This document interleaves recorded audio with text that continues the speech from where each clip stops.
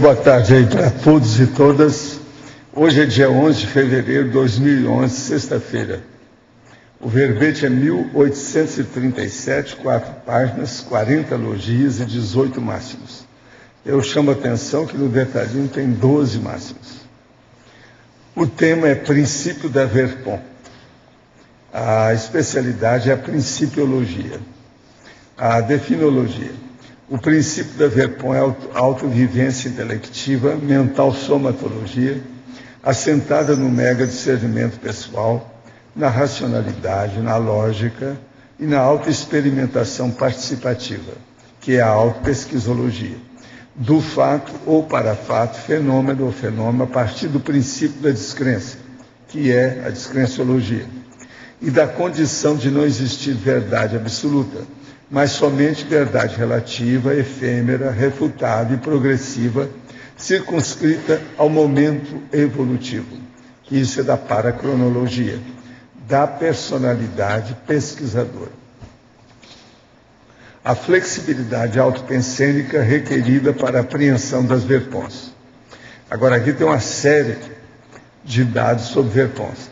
A gênese da Verpon, o preço, comunicação, exegese, identificação, síntese, terminologia, cosmoética, redação, publicação. Agora, a autodedicação intelectual às investigações das realidades. A autodisponibilidade intelectual para os neoconceitos. A ousadia intelectual de refletir sobre o impensado. O empenho pela cosmovisão multidimensional. A técnica do sobrepairamento analítico. Agora, na remissologia, destacamos 5 itens. Ideia original, mega-verpon, neo-verpon, neo-verponidade e a rede interativa de verpons. Frase enfática. Importa repesquisar acuradamente o princípio da existência e da descoberta da verdade relativa de ponta, a fim de, a consim lúcida, dinamizar as técnicas de investigações conscienciais. Você já refletiu sobre o princípio da Verpon? Em quais instâncias tal princípio envolve você? Agora, pergunta. Estou com 2 projetos pessoais importantes. Início da docência no dia 12 de março de 2011, e preparação para a TENEPS. Eu sempre tive dificuldade em dormir, porém, esse quadro tem piorado e tenho dormido muito mal. Hoje acordei tão cansada que me deixou sem energia e triste. O que pode estar acontecendo? Obrigado pela sua opinião. Olha, eu vejo que o seu processo de insônia, você tem que trabalhar isso. Por exemplo, fazer exercício, olhar bem o que vai fazer antes de dormir, e observar também a sua dieta, como é que é, e outra coisa também, a sua pensionização. Isso último aí é o mais importante. Uma pessoa, às vezes, ela tem insônia, que ela está preocupada com alguma coisa do dia a dia, alguma preocupação. Às vezes, a preocupação pode ser um processo emocional. Então, às vezes, é um ressentimento, alguma coisa do melindre, uma suscetibilidade. Isso tudo tem que ser descartado. E outra coisa, a tendência da insônia é levar a pessoa para um autoassédio. Esse autoassédio pode levar a pessoa para o heteroassédio. Como você pretende enfrentar a situação daqui exatamente um mês da TENEPS, a docência pelo menos, né, e a preparação depois, pode ser que você esteja levantando a poeira antes dos 6 meses. Olha bem, isso é isso. Mas eu não vejo você com um processo muito negativo, não. Eu já recebi muitas suas palavras, perguntas, questionário aqui, não vejo isso. O senhor já leu o livro do Yoga Paramahansa Yogananda? No livro ele cita o Mahavatar Babaji. Ele existe ou existiu mesmo? Seria um serenão? Olha, Esse povo tudo é muita besteira que tem no meio dessa turma. Eu não vou no bico disso, não. O melhor desse povo todo foi um que eu encontrei fora do corpo, pelo menos para mim, a minha experiência, que é o Ramana Maharishi, ou Ramana Maharshi, como eles chamam. Esse é bonzinho, mas não é nada de serenão. Ele é igual a minha turma aqui, mas é interessado pela energia, essa coisa toda. Sou biólogo e sempre me interessei por estudos sobre evolução e genética. Agora, ao mesclar conhecimentos recém-obtidos na conscienciologia com a biologia, dei-me conta da enorme quantidade de consciência existente. Números gigantescos na Terra, somado ao de inúmeras galáxias, além do extrafísico. Entretanto, quando caiu a ficha, mais questões surgiram. Novas consciências são criadas ou tudo não passa de um processo evolutivo? Tudo indica que está sendo criado. Por quê? Está cheio de protozoário, tem até uns bichinhos pequenininhos aí que eu estou falando agora, que tem aparecido aqui em Foz, então é impressionante. Os mosquitinhos microscópicos. E eles pegam a gente. Agora, tem uns bichos que a gente não sabe o que é. E eu não sei, desses pequenininhos, se é pulga, se é mosquito, se é baratinha, se é o quê. Eu não classifiquei nenhum deles, que é muito pequeno. Você olha um ponto escuro, você vê, vai ver um bichinho. Não, a mini carrapato, mini isso, mini aquilo. Agora, veja, eu não sei se já é produto da nanotecnologia. Se examinar isso aí. Qual a relação da clonagem feita em laboratório com a conscienciologia? Não tem nada. A consciência ninguém cria. Então, esse negócio de tirar e apresentar a reprodução dos outros é fácil. Mas consciência ninguém cria. Poderia explicar um pouco melhor isso? Existe algum alvo mental que deva me focar ao tentar uma projeção para encontrar lugares onde esse tema é estudado? Isso é um tema relevante para me dedicar conscienciologicamente ou é muita viagem para um iniciante? Anota tudo e decida daqui a uns tempos, quando você estiver mais veterano. Ponha tudo no laptop, abre lá um espaço para o processo e crie lá determinados arquivos. Poderia nos ampliar o item Verpon Pérola Negra, quarta linha Fatologia? Depois de quase 2.000 verbetes realizados, gestados, adredemente analisados e discutidos, qual Verpon você considera hoje a sua Verpon Pérola? Olha, eu tenho várias. Aí é difícil, a gente pergunta para as pessoas, cada um fala de um jeito. Agora, entre essas coisas, o que tem mais de comum é Tenetes, Descrenciologia, Cosmoética, né? A pré-manha, um troço avançadérrimo, aí, se for falar com o Felipe, ele acha que é pré-manha. Agora, se for falar, por exemplo, com outras pessoas, já não é bem isso. Por exemplo, alguns aqui acham que seja o FIEX. Já vieram me falar. Já o Paulo Coelho acha que é só a palavra cosmoética, que eu não precisava mais de viver, posso arranjar outro corpo. A palavra cosmoética, só essa. Então, as terturas conscienciológicas servem para provocar nossa ousadia intelectual de refletir sobre o impensado, otimizando nossa precária e imatura cosvisão multidimensional. Os verbetes funcionam como uma teia que une incontáveis e crescentes verpons, ampliando o nosso ponto de vista de modo jamais imaginado. Como podemos otimizar nossas buscas por inspirações da Central Extrafísica da Verdade, a CEV? Olha, o processo maior que você pode fazer é procurar escrever artigos e fazer verbete para a enciclopédia. Com isso, você vai acessar vamos dizer, consciências amparadoras que vão dar inspiração maior para você e abrir um espaço para você acessar o micro-ondas lá da CEV. Não é isso?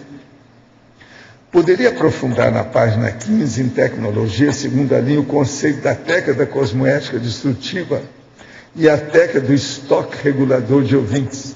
Poderia citar exemplo prático, há muito tempo que eu não falo nessa técnica do regulador de ouvintes. O caso é o seguinte, a técnica da cosmoética destrutiva é o seguinte, quando você tem uma coisa que é muito negativa, você tem que destruir aquilo que existe e colocar uma coisa no lugar. Então isso é para acabar com a estigmatização. de modo que a cosmoética entra como anti-estigma. Então, isso é necessário. A cosmoética só funciona quando ela entra em certos assuntos ou em certos contextos, destruindo o que lá existe, para colocar outra coisa no lugar. De modo que a desconstrução para a reconstrução. Agora, a técnica do regulador de ouvintes é o seguinte, isso é uma técnica que eu usava, devido ao início, eu comecei a falar muito sobre o processo de projeciologia, conscienciologia, e os problemas avançados do princípio da descrença. Então o povo criava problema. Então o que a gente fazia? Eu chegava no lugar e o ambiente cabia só 200 pessoas. E às vezes aparecia 220, 230. Então o povo ficava desconfortável e ruim. Aí eu chegava assim, Valdo, dá um jeito nisso. Vê o que você faz. Então eu começava, de acordo com o ambiente, a mostrar que J. Cristo era um boboca natural da época, mas que alcançou uma alta expressão de celebridade e fama. Faz fama, deita na cama. Depois eu começava a falar sobre religião, que é uma das coisas piores que existe na Terra, devido ao processo de superstição que cria um fanatismo. Depois, se tinha muito homem, alguma coisa atrapalhada, eu falei assim, o processo da antifisiologia também é uma coisa terrível. Vocês veem os homossexuais e as lésbicas. Eles trabalham com a antifisiologia. Então, pouco a pouco, vinha um casal, uma pessoa que seguia junto com o casal, eles viravam e iam embora. Agora, para melhorar isso, eu falava assim, quem quiser, se era um curso que estava sendo pago, então eu falava assim, tem uma pessoa lá que está com dinheiro lá na gaveta. Qualquer coisa, vocês podem ir embora. Se o curso não é bom para vocês, vocês têm 15 minutos para resolver. É só virar e ir lá, pegar o dinheiro do curso e ir embora, que não tem nada. Que não é bom você ficar aqui contra aquilo que a gente está falando, muito bravo, sem você se expor. E não é bom para você, nem para a gente. De modo que é bom ir. Assim a gente aliviava, daí a pouco, iam 20, 30, 40 pessoas e a gente ficava livre.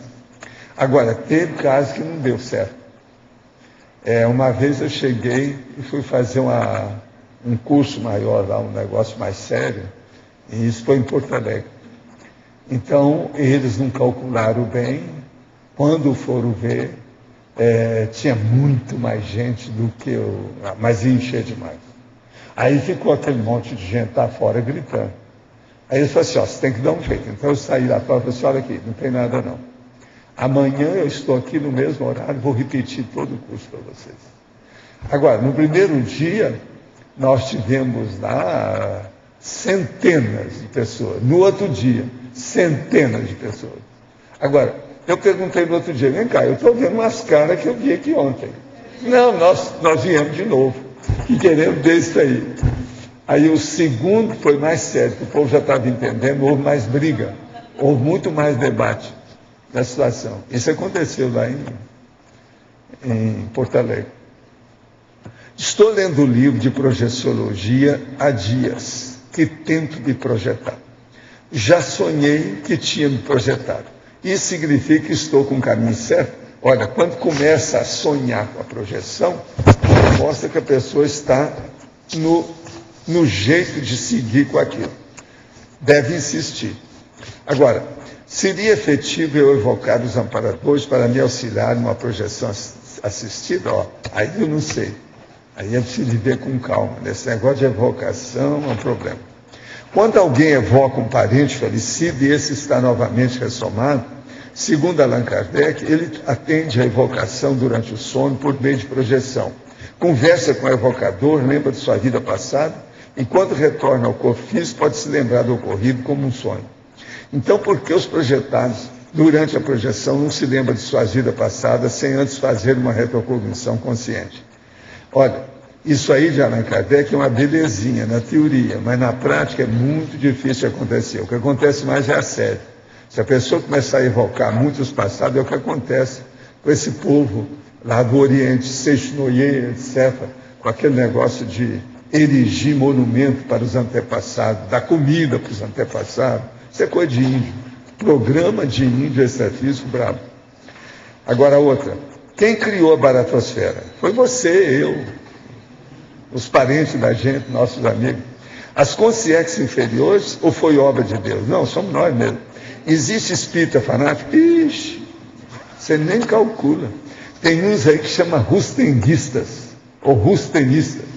Olha lá no Rio de Janeiro, na Federação Espírita Brasileira, os rustenguistas, que eles defendem um advogado lá, que falou umas coisas que Jesus não tinha corpo normal, era um corpo fluídico. E por aí vai, chama rustenguismo essa doutrina. E tem gente fanática até hoje. Agora você veja bem, isso já tem 1 século e meio, e esse povo está fanatizado em cima daquilo. A seita espírita tem uma porção de gente fanática no meio. Eu era uma criança muito introvertida, acho que praticava alta série desde pequeno, pois em qualquer discussão me isolava do grupo e até hoje consigo identificar o mesmo comportamento. Só tem um detalhe, procuro não pensar mal, mas ignoro, esperando que a pessoa me peça desculpas. O que hoje vejo que também é um erro, mas estou melhorando. Um dia desses, mesmo estando certo numa discussão, pedir desculpa. Esse é um caminho, olha, é bom você estudar o que nós chamamos de paradiplomacia, não é isso? Que é justamente a sua cara. Paradiplomacia. Dá uma olhadela nisso, é uma boa. Ouvi ontem a tertúlia de quarta e achei uma das melhores, pois o senhor deu pistas do EM, que deve ser meio anfíbio. Olha os grandes tórax, grande pulmão, grande, precisa de muita água. Outra informação que achei importante. O pessoal que fica no tertuliário, ser do seu passado e o senhor identificar todos. Aposto que o Lócio e o Arlindo são os mais antigos, não é mesmo? Não, mais ou menos. Não é bem assim. Poderia falar um pouco mais sobre esses dois assuntos levantados por mim? Não, eu acho que está tudo bem aí. Agora, esse nosso amigo é de Fernando de Noronha.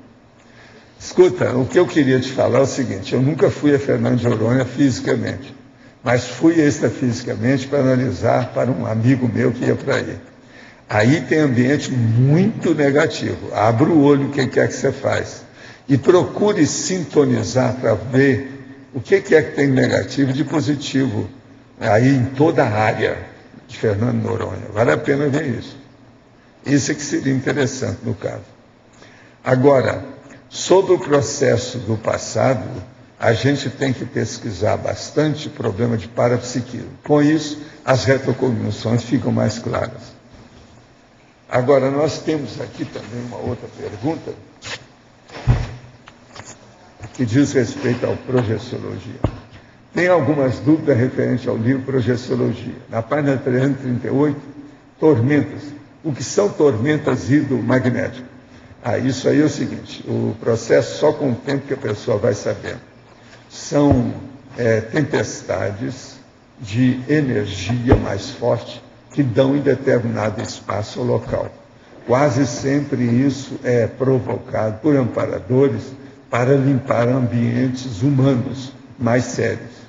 Mas elas são hidromagnéticas às vezes e mexem no processo do tempo.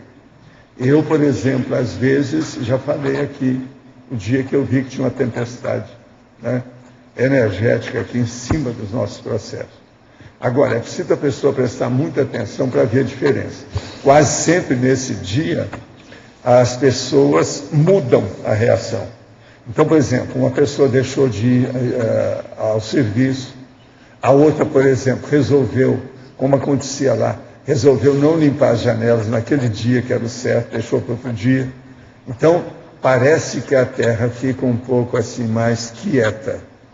O tempo parece que se desloca mais devagar. Agora, isso é só com o tempo, é difícil da pessoa classificar tudo isso. Agora, nessa página, qual a diferença entre as dimensões extrafísicas paratroposféricas e extrafísicas nativas? O caso é o seguinte, a paratroposférica vai até mais ou menos 10 quilômetros acima do nível do mar. E as nativas são essas, são crosta a crosta, bem junto à pessoa aqui. E as dimensões, as comunex mais avançadas, elas estão mais dentro de uma outra estrutura de dimensão. Pode estar dentro desse espaço, mas a pessoa não vê, está em outra condição. Na página 339, o item instinto, o professor relata que a coragem é instinto. A coragem não seria um trafora, uma conquista mental somática? Depende. Por exemplo, lá no interior de Goiás e de Minas, ainda tem muitas pessoas chamadas valente. O valente é aquele cara que você começa a falar com ele e te dá um soco na cara. Ele é muito valente. Então, esse negócio de ter coragem é decidir com calma. Quase sempre a base é instintual.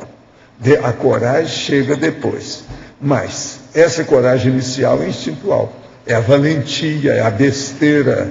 É esse povo que gosta muito daquele filme que eu estava falando ontem. Só tem ação, mais nada.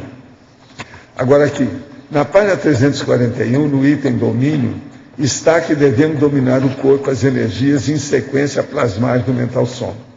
Se a pessoa alterar essa ordem, trará lacunas à própria harmonia? Não. A única coisa que eu falo é o seguinte: eu te desafio a fazer isso.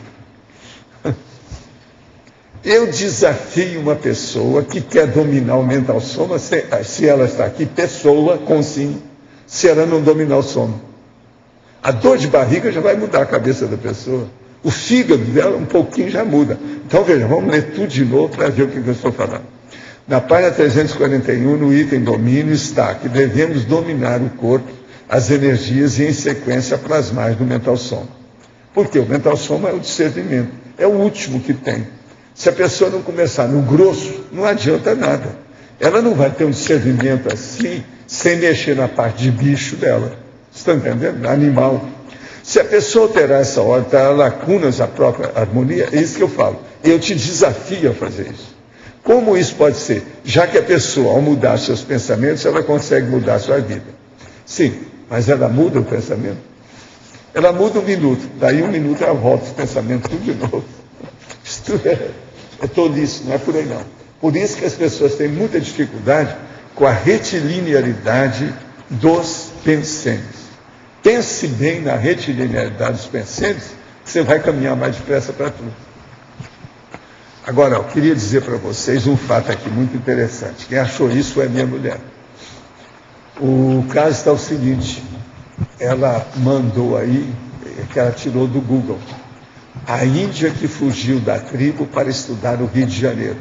Ela fez 2 faculdades, quer dizer, duplo curso, e é uma Índia. Agora, isso tudo é porque a Graça colocou, porque eu vivo falando, e ela sabe dessa história, daquela pessoa que era o antropólogo que estava passando na América Latina e foi andando no meio da mata, quando eles descobriram que tinha uma criança chorando. Foram ver, era uma tribo que tinha deixado a criança para trás para morrer. Então, esse cara pegou a garota e levou com ele para a Inglaterra. A Inglaterra, ela entrou na educação, estudou, casou com ele e se transformou em cientista. Sendo que, se tivesse deixado, ela era uma indiazinha chorosa que estava morrendo lá. Então, ela pegou isso aqui porque o caso é exatamente dentro daquilo que eu estou falando. Vocês vejam bem. Ela fugiu da tribo do Amapá. É Auá-Iampi, que é a tribo Iampi. Agora, no Amapá. E hoje ela chegou ao Rio sozinho, ainda tinha 14 anos. Foi moradora de rua, fez graduação em artes com a ajuda dos artistas, formou-se em fisioterapia, e essa profissão fez com que ela ingressasse na carreira militar. Ela competiu com 5.000 candidatos, passou. E ela, então, hoje é oficial, casada com também oficial, um coronel, José Roberto Alencar. O nome dela é Silvia, tá certo? Ela está lotada no Hospital Central do Exército em triagem. A cerimônia foi acompanhada pelos 3 filhos dela. Isso aqui, ó, vem confirmar as minhas observações lá da antropologia. Agora, é bacana que isso foi feito no Brasil. Já não é mais o caso do antropólogo lá, vamos dizer, o British, o inglês, que casou com a mulher. Agora, outra coisa que eu queria falar para vocês aqui na minha prestação de serviço.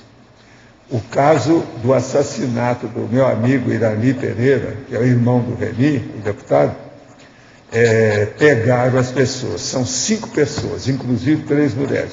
E é uma mulher que preparou, quis matar o cara, porque queria roubar a caminhonete dele. Tudo gente primária. Agora, o crime foi totalmente solucionado. Uma das mulheres parece que tinha sido namorada dele, em vida. Então, por aí vocês veem como é que estão as coisas nesse mundo. Mas agora, em 3 dias, a polícia da nossa área aqui pegou os assassinos. Isso foi muito bom. Agora, outra coisa. O povo está falando muito em espiritismo, eu queria lembrar aqui, de vez em quando, acho que é bom a gente clarear isso, que existe um verbete que eu explico muita coisa com detalhes de espiritismo. O verbete chama antagonismo, pesquisa, leitura. Você já viu, né? Ele tem uma listagem de todas as coisas que eu acho grossas no espiritismo. Antagonismo, pesquisa, leitura. Teve gente que andou me pedindo isso, eu estou clareando. Esse verbete já dá uma boa ideia do que eu acho da seita espírita atualmente. Uma outra coisa. Você já viu falar no Oscar, aquele gato que vê o povo na hora de morrer. E eu quero falar para vocês que a Epígrafe já tem um livro que conta toda a vida do dono e do autor e da mulher do Oscar. Tá certo? Vale a pena ver quem se interessa pela gatologia, que é o incrível dom de Oscar. Como a surpreendente visita desse gato mudara a vida de um médico, seus pacientes e familiares. Sentir quando a morte se aproxima. Oscar vai até o quarto do paciente, deita-se na cama e começa a sua vigília. A sua presença permite aos profissionais da saúde e aos entes queridos saberem a hora de dizer adeus. Impressionante. O livro vale a pena ler, tá certo? Eu recomendo aí para vocês a hora dela. Tem na Epígrafe, tá? O livro está lá. Agora, outra coisa. Eu queria que vocês batessem as palmadas para um cara que vive fugindo da minha vida e do destino dele. Esse cara é o Dr. Jones, é aquele cara que está ali, ó. Olha lá no meio ali, aquele que está sorrindo com aquela barba, aquele negócio.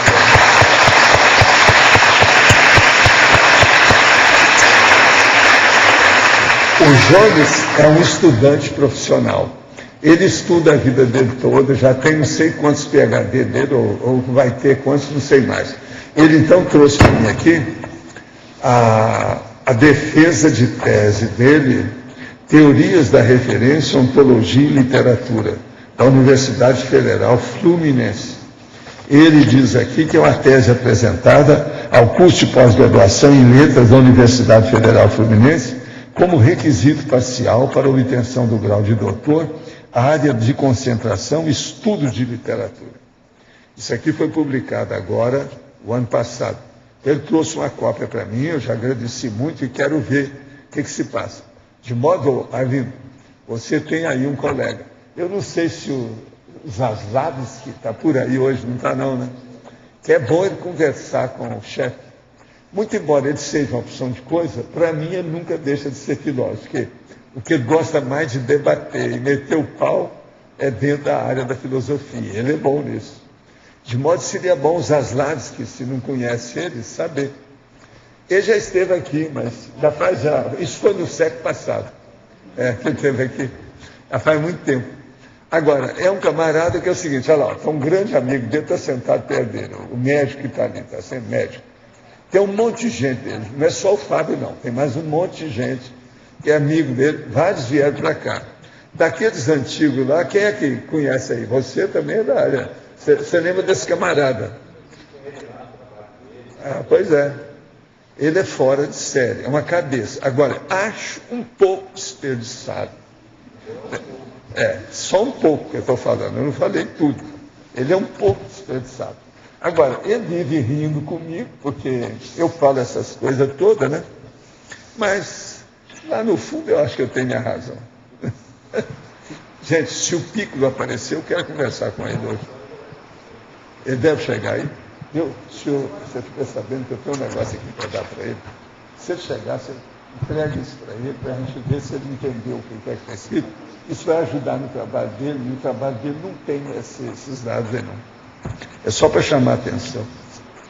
Agora, sobre o princípio da Verpon, o que vocês têm aí? Pode falar. No caso da exemplologia, eu entendi o princípio aqui, mas eu gostaria de saber, no teu caso, como é que ocorrem essas coisas, o que é esperado e o que é inesperado, né? Olha, toda pessoa tem as verdades relativas de ponta esperadas e inesperadas. Depende do nível de pesquisa, de interesse dela, da situação. De modo que isso é uma coisa para se pensar. Agora, o que eu falo? Princípio da Verpon esperado. A autovivência intelectiva da verdade relativa, efêmera, refutável e progressiva, circunscrita ao momento evolutivo da personalidade pesquisadora, como resultado de investigação longa e progressiva. Todo mundo que procura acha. De modo que, fazendo a investigação, a pessoa chega no princípio esperado. Alguma coisa ela vai alcançar. Seja errado ou não, pequeno ou grande, profundo ou superficial, ela vai chegar em alguma coisa nesse sentido. O esperado, no teu caso... O esperado, então, é quem procura, sempre encontra alguma coisa. Você faz uma investigação profunda, demorada... Agora, vamos ver o outro. Princípio da Verpon inesperado.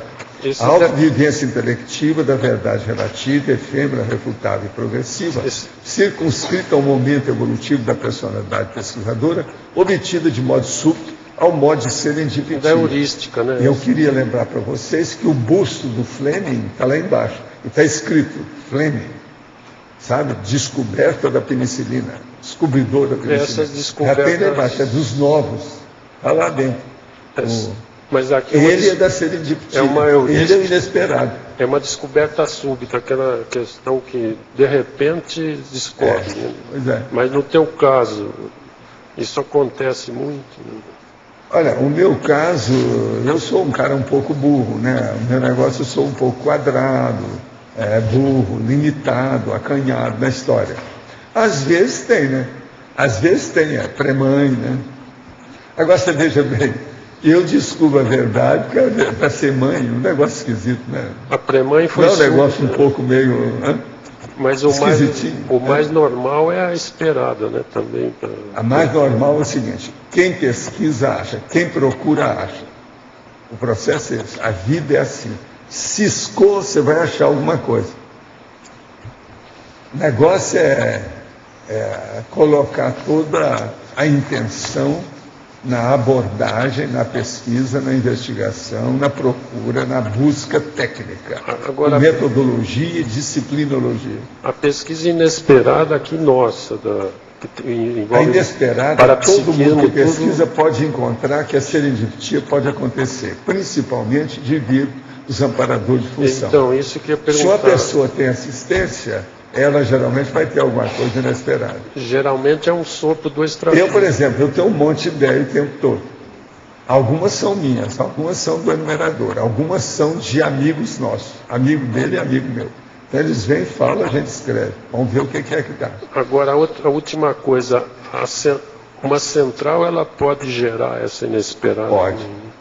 Aí depende também da intervenção do amparador de função, principalmente para o telepsista. Aí depende. Tem lógica isso aí? Nós temos que estudar o seguinte, é o processo da lógica, para ver o que é que tem nisso. Né? Qual a racionalidade dessa realidade aí. Me conta, o João hoje também não veio, né? Ele senta sempre ali, não estou vendo. Agora, outra coisa também, tem muita gente que está nas faculdades e tem gente que está na verponologia, não é isso? O curso verbetografia, a verbetografia. Hoje no almoço não tinha ninguém. Eu comi tudo que havia. Me deu um trabalho danado, porque quando a gente fica sozinho, comer tudo que tem aí não é fácil. Não, hoje eu estava com muita fome, porque você sabe, eu meço meu peso. Se está 800 gramas a mais, eu fico sem comer à noite e depois de madrugada. Aí, quando chega de manhã, se você olhar para mim, eu avanço. Então, hoje eu estava desse jeito. Eu estava com 800 gramas a mais, pelo meu cálculo, isso é um perigo. Entendeu? Eu não posso estar permanecendo assim, então eu olho tudo. E com as minhas duas balanças não tem jeito, não dá para brigar. Se você não está de acordo, não, você está pesando demais. Você olha a outra e ela confirma, pronto, o cara que eu fico. Então, duas balanças é a melhor coisa que tem. Eu acabei com a quisilha, aqui, quisilha, acabei com a quisilha. Você está entendendo? Com duas balanças não tem jeito de você discutir. Ou é ou não é. Agora, eu pesei ontem e vi que tinha 800 gramas. Não posso passar, isso está demais. Então aí, vamos fazer ginástica, vamos andar na esteira, vamos transpirar um pouco. Com esse clima é fácil, né? A gente perde logo o peso. Agora, o que é duro é o seguinte, você começa a transpirar, mas você tem que tomar água, dá uma sede danada, aquilo já começa a repor.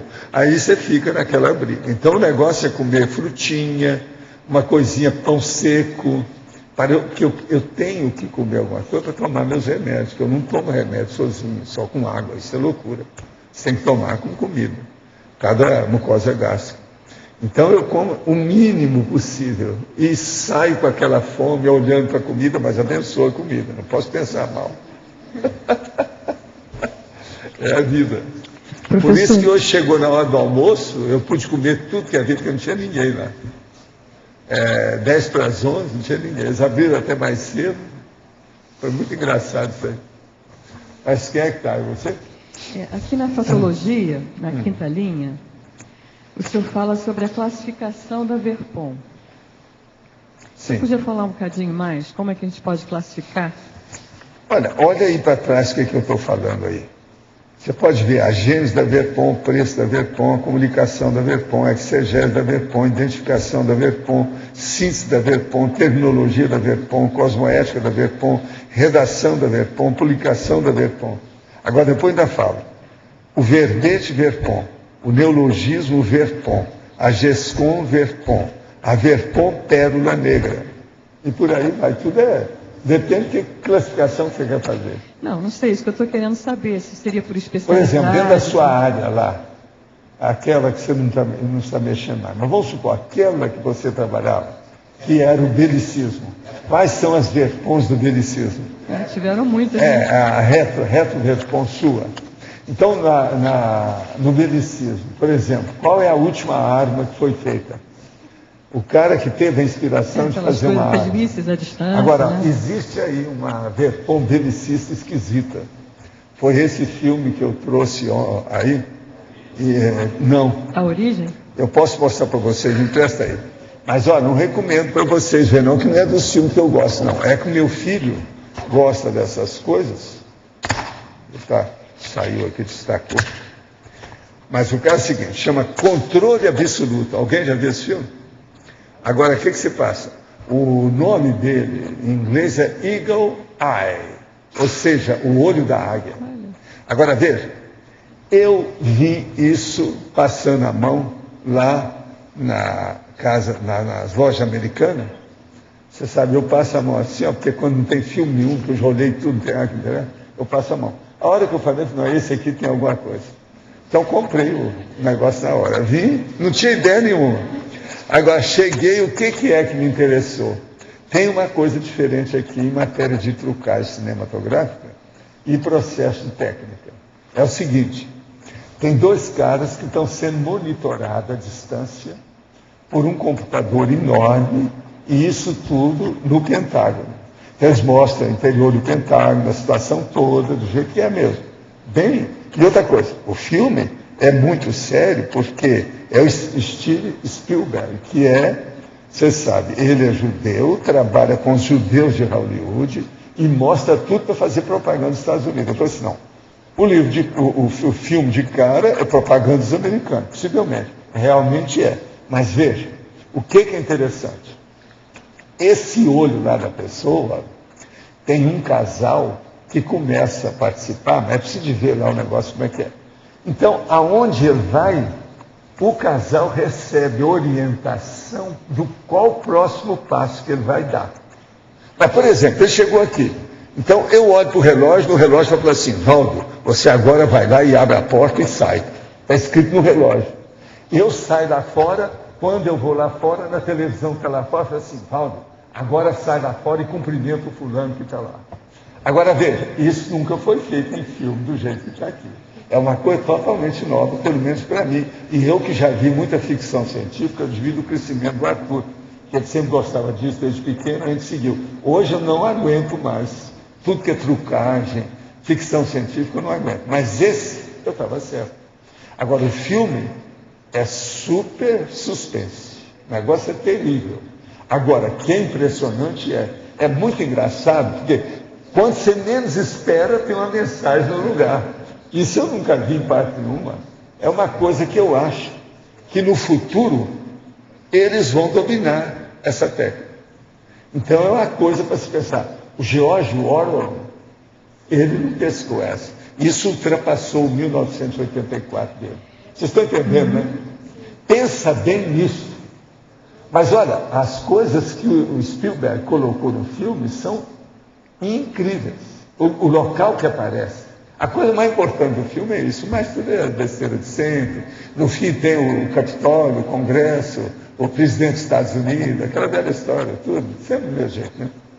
E no fim o casal até que saiu bem, como sempre, tudo terminou mais ou menos e tal. Mas tem morte na história, tudo, e tudo é o processo da CIA, o FBI e o Pentágono. Então é propaganda americana. Mas essa técnica, que é o que eu estou falando, do ponto de vista bélico, uma pessoa, ela dirigir tudo. Pensa bem amanhã, quando tudo que esteja com o olhão que está de olho, que é o olho da águia, né? Está tudo de olho. Ele é capaz de comandar dali daquela central e dar as informações para quem esteja na hora. Agora, o filme dá a ideia disso perfeita, como eu nunca vi em parte nenhuma. Agora, vale a pena ver. Professor, a gente Sim. poderia ter uma coisa benigna disso aí, que seria o teleguiado que observa a sincronicidade do cosmos. Justamente do teleguiado, autocrítica. Autocrítica, diferente. Agora veja, ele faz isso, mas sem precisar de instrumento. Porque ele lê o cosmos, né? Ele lê o fluxo. Agora, né? o que eles estão querendo já é com instrumento. Quer dizer, do jeito que é feito, é assim, inesperado. Está entendendo? O filme é bom só nisso. O mais tudo é o de sempre, a bobagem de sempre, arroz com feijão. O controle da Agora, mente. quem gosta de ação fica louco. Esse aí é uma loucura em matéria de ação. Ação bélica, né? Eu posso Mas fazer, de espionagem. posso fazer mais uma pergunta aqui ou o senhor quer passar? Pode falar. Aqui na efeitologia, o senhor falou do efeito normalizador. Está na final da quarta linha, passando para a quinta. O efeito normalizador da linguagem, proporcionando a comunicação interconsciencial. Isso aqui seria o quê? A linguagem enquanto a grande verpão que foi no passado? Não, o que eu vejo aí é o seguinte. Realmente a linguagem é que proporciona a comunicação interconsciencial. Sem ela, a situação fica difícil. Começar. Agora, o que se passa? A linguagem é uma coisa que se tem que estudar muito, porque é um negócio complexo, o processo da linguagem. Então, na questão da verdade relativa de ponta, o domínio, por exemplo, por isso que eu falo dos dicionários cerebrais, desse processo todo. Isso aí, para mim, é uma das coisas mais avançadas que tem. E entre esses mais avançados, o analógico deve ser exaltado. Porque, ao mesmo tempo que você lembra de determinada expressão, ou um vocábulo, ou uma ideia, um construto, você tem outros associando aquilo, fazendo associação. Então, o problema não serve. Quando o senhor falou do Eagle Eye, deu uma sincronicidade. Ontem eu apresentei a aula de estrangeirismologia para o pessoal da verbetografia.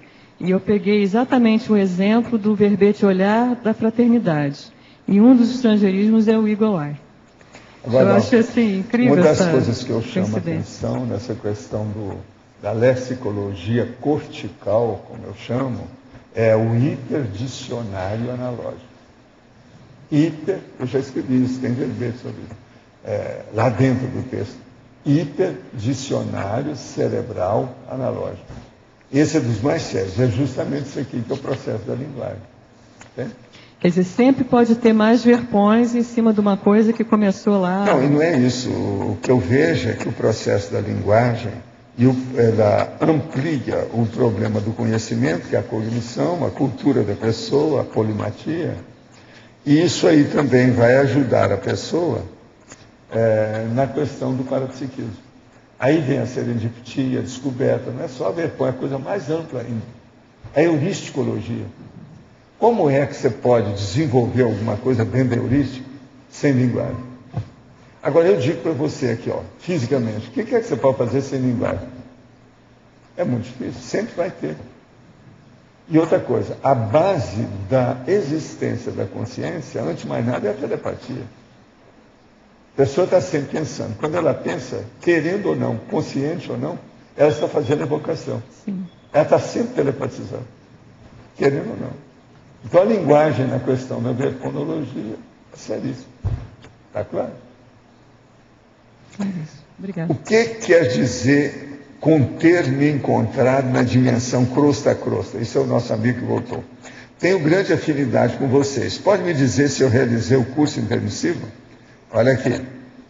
É você que vai falar para a gente. Orubo observa bem como é que você é e suas coisas. Veja lá a técnica que nós temos, 700 experimentos, faz lá um teste para ver se você fez ou não. É você que tem que responder para a gente se você fez ou não.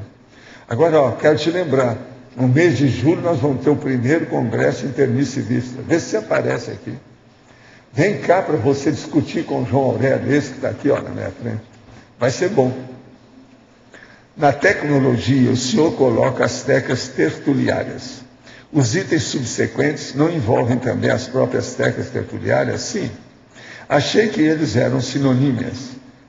Mas isso tanto faz como tanto fez, não muda. Na fritada dos ovos. Na binomiologia, o senhor acha possível o binômio abertismo consciencial assistente tarístico? Agora aí é com a nossa vote Minerva lá da Rosa Nader. O que você acha, Rosa? Você acha binômio abertismo consciencial assistente tarístico? Se você achar que está bom, você anota aí, na binomiologia. Outra, não existe verdade absoluta, é uma afirmação óbvia. Contudo, está fadada uma antítese que a superará.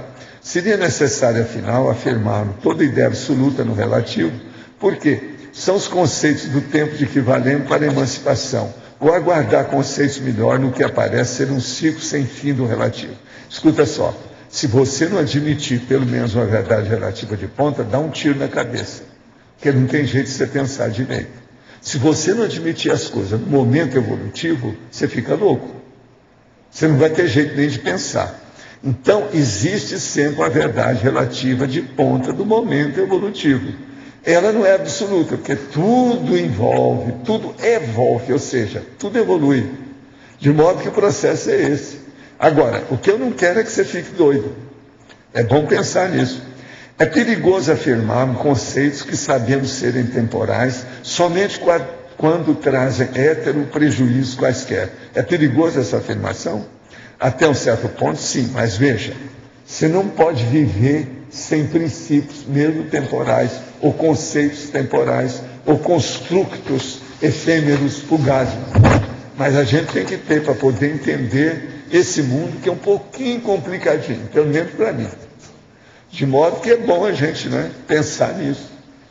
A verpom, a verdade relativa de ponta, ela tem muita influência, muita relevância devido à descrenciologia, ou seja, o princípio da descrença. Não acredite em nada que eu estou falando. Meta a cara, meta os peitos, abre o caminho, vá em frente, faça pesquisa, investigue, você vai chegar a alguma conclusão por você, que é o que interessa, que é o princípio da descrença. Então, a verpom real, melhor que tem, é aquela que a pessoa mesmo descreve, ou aquela que ela descobre. Agora, a melhor da história, uma boa pessoa, às vezes as pessoas vêm e vão falar com você. Descobriu uma verpom. Aí fala assim, no livro tal, assim, já tem isso, e já tem uma bibliografia enorme, com um negócio, tudo isso. Às vezes eu sou obrigado a falar essas coisas para outra pessoa, é o jeito. Entende? Então é aquela pessoa que é o bidu, quer dizer, leu pouco. Sabe como é que é? Então, Bidu descobriu, opa, é o Marx, mas está repetindo aquilo que já tem. Então, é aquele reinventor da roda. Ele acabou de inventar a roda. A roda que ele fez, ela é vermelha, é diferente da antiga. Não existia. A anterior não era vermelha. Então, acabou. Então, reinventou a roda. Agora, existe aquele que fala assim, não, eu não inventei a roda, eu quero inventar o rodeiro do carro de boi. Reinventar. O rodeiro do carro de boi é uma roda complexa. Só quem já viu de perto que sabe como é que é.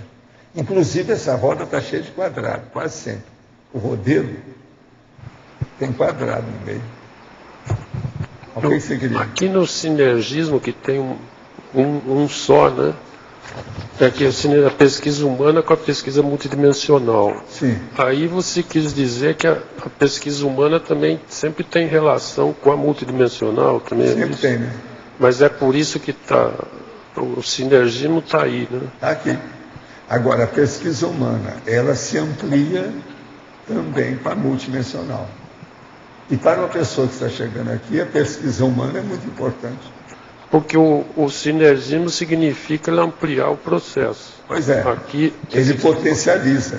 Agora, você pensa bem, você descobriu alguma coisa fisicamente, e aí você começa a ver já um novo patamar, um platô diferente, de uma cosmovisão com outra dimensão. Isso vai enriquecer tudo que você sabia. É o caso seu que você já usou a medicina, mas de forma parapsíquica. Pois é, vamos usar tudo, não. O meu negócio, por exemplo, meu diagnóstico começa pela leitura da paratroposfera, ou psicosfera, ou a energosfera da pessoa. Isso aí muda tudo, né? Eu sei. Lembre-se do psiquiatra que me pediu para ir lá no hospital, em Curitiba, para fazer o diagnóstico sem saber nada do paciente. Era isso. Eles queriam saber. Aí eu falei assim, isso chama-se clarividência. É um tipo de clarividência. Agora, até que ponto que essa clarividência não tem aquilo que eu estava falando, que eu quero fazer o verbete, que é a interrupção. Se eu vou lá e na hora que vem o paciente, que eu não vi a ficha, vem um aparador e fala, olha, fulano é assim, assim, assim, Espírito Santo de orelha, o comendador Ventura, aí já é uma interrupção. Então, em vez de ser uma clarividência comum, ela é a clareaudiência da interrupção. Isso aqui, provavelmente no futuro, vai se generalizar, né? A pesquisa intrafísica. Inevitavelmente já está, né? Entre nós isso já está começando, né? Todo mundo aqui já está estudando, vendo atrás, a visão atrás do globo, nos bastidores, aonde o vento faz a curva. Quer dizer, extrafisicamente. Isso é comum. O que você queria? Aqui na página 15, lá na interaciologia, na terceira linha, você coloca a interação das ICs e ECs. Você pode explicitar o que você viu aí na questão com o princípio da Verpon? O que eu vejo é o seguinte, a IC, ela é fácil de ser constituída, é fácil de estabelecer os estatutos, é fácil de ver, por exemplo, a condição dela. Agora, uma empresa conscienciológica, em primeiro lugar, é uma empresa. Sendo empresa, ela tem que ter um rendimento econômico para se sustentar. Então, aí já exige uma cosmoética prática, objetiva e, na frente de tudo mais, porque senão o negócio não funciona. Então, a empresa é muito mais difícil, conscienciocêntrica, muito mais difícil que a instituição. Vamos separar bem o que é instituição, o que é empresa, tá certo? Mas então o que a gente quer chamar a atenção é justamente isso aí. Agora, lá no fundo tem que ter uma interação. Então, por exemplo, o ideal numa empresa é quando a pessoa, ou as pessoas, ou os responsáveis, ou os executivos, eles possam colocar alguns dados parapsíquicos, principalmente do estado vibracional, dentro do holo pensene da empresa. Então, por exemplo, fazer uma reunião, os funcionários, uma vez por semana, e fazer um grupo consciência terapêutico. Isso pode ajudar demais. Outra coisa, ensinar para as pessoas que quiserem como é que funciona a técnica do estado vibracional. Então a pessoa fazer isso antes, durante e depois, quando ela estiver movimentando algum assunto ou trabalho mais sério. Isso tudo pode ajudar a empresa. Agora, você tem que lembrar que muitas empresas conscienciocêntricas, elas ainda não têm um nível que você possa chamar que era 100% conscienciocêntrica. Porque isso aí varia, principalmente quando as empresas são grandes, tem muito sócio ou qualquer coisa nesse sentido. Aí tem que ver. Quando o processo se torna um tipo de sociedade anônima, a situação é mais complexa. Você acha que vai chegar também um ponto de ter dinâmicas parapsíquicas dentro da empresa? Não, isso já tem, né? Específico com os funcionários? Quando o Júlio veio para cá para fundar a primeira empresa conscienciocêntrica, ele já fazia isso, que eu mesmo tinha recomendado para ele. Entende? Isso é preciso. É uma necessidade. Por quê? Se você está fazendo uma empresa conscienciocêntrica, a razão social dessa empresa ela é pura. Ela não tem coisas negativas, ela não tem coisa da ilicitude, ela não tem encaminhamento para um processo doloso. Então, tecnicamente, do ponto de vista básico, fundamental, tudo dela é positivo. Então a tendência é ampliar isso aí. Agora, Valdo, o que um empresário conscienciológico pode fazer no sentido de mexer com as energias para ampliar o resultado da empresa, de maneira cosmoética e tal? O processo é melhorar o óleo pensante de todo mundo que trabalha. É o que eu fazia nas minhas empresas lá. É o jeito. Agora, isso afeta, em primeiro lugar, o quê? As pessoas que trabalham ali. Uma empresa que, se você colocar gente que tem ambiente bom, isso é o máximo. Entende? Aquilo amplia. Por exemplo, pode também ter exteriorização de energia, pensando em ampliação? Não, é o que deve ter. A primeira coisa é a exteriorização de energia, estado vibracional, abrir o jogo, melhorar o óleo pensene, a atmosfera. Por exemplo, essa empresa que eu tinha lá, que mexia com acidente, era terrível, né? Você estava com a razão social do acidente. Então, veja, o negócio era no Meia, zona norte do Rio, brabo. A gente arranjou um ambiente grandão lá e a gente consertava veículos, ônibus, caminhões, carros. Agora, a coisa mais séria, em primeiro lugar, nós fomos procurar os experts, quer dizer, só gente de alta competência específica. Quem era da lataria, quem era da pintura, quem era do motor, quem é que examinava isso, quem é que fazia o acabamento, uma opção de coisa. Aquilo tudo escolhido a dedo, tudo homem. Nós lembramos que eu tinha falado, eu nunca tive uma empresa que não tivesse mulher, que faltasse mulher. Aqui não tem mulher. Lá era só homem, praticamente tudo não. Então agora o que se passa? Ali, eu de vez em quando ia lá para melhorar o ambiente. Por quê? As pessoas eram boas, mas os veículos que chegavam eram péssimos. Então, por exemplo, chegava um ônibus que os caras morreram lá dentro. E tinha que consertar o ônibus, porque ele era ainda factível de conserto. Uma semana depois, o ônibus estava novinho de novo. No entanto, aquele ônibus era assassino, já tinha matado gente antes. Você está entendendo o nível disso? Então, a hora que o negócio virou a cena do crime, eu via isso tudo. Chegava lá caladinho, não falava nada com ninguém, percorria as coisas todas, via os veículos que chegaram para consertar, etc. Agora, nunca teve acidente maior conosco, nada lá. Tudo saiu bem. Agora, essa aí, por exemplo, eu era preocupado com isso, porque o problema da tragédia que envolve um acidente não é fácil, né? Principalmente quando morre gente em matéria. Agora, no caso de um profissional autônomo, por exemplo, um arquiteto, ele está trabalhando por ele, o que ele pode fazer energeticamente para ampliar, por exemplo, o arquiteto, a demanda? Ele tem que criar esse mesmo óleo pensene dentro das possibilidades dele, tudo que começa. A primeira coisa, se ele mexe com as plantas, a planta baixa de circulação, ou qualquer coisa nesse sentido, ou o cálculo que ele tem que fazer para fazer a alvenaria de alguma coisa, É ele meter ficha, quer dizer, energia nessas coisas. Se ele faz isso, a coisa melhora. Então o ideal é isso. A hora que ele mostra uma planta assim para os interessados, o cara até treme de tanta energia que está na planta. Isso é que é o bom. Vale a pena. O que você queria? E a divisão do dinheiro correta entre os sócios? Como é que é? Não, aí é problema de haver entrosamento e harmonia de sociedade. A coisa mais séria é isso. Sociedade é uma coisa muito séria e difícil. A melhor sociedade que tem quando são duas pessoas. Quando aumenta, já vira multidão, já começa a ficar problemático. Então aí já é preciso de ver o tipo de empresa que é, qual é o processo, se é sociedade anônima, o que é. Isso tudo tem que ver, é difícil. Agora, o ideal é quando, no máximo, uma empresa que tem 2 sócios e que tenham muita afinidade. E outra coisa, o ideal não é empresa de família, não, é gente diferente.